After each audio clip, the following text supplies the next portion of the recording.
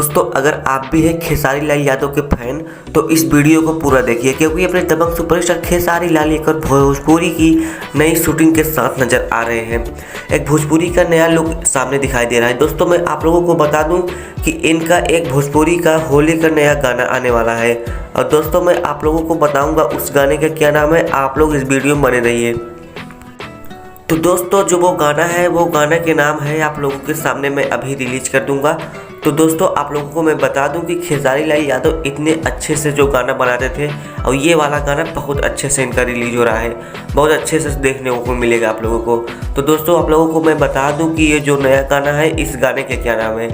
तो दोस्तों आप लोगों के सामने जो ये गाना भी चल रहा था, इस गाने का क्या नाम है, आप लोग इस गाने को देख लीजिए। इस गाने का नाम रंग से एलर्जी है।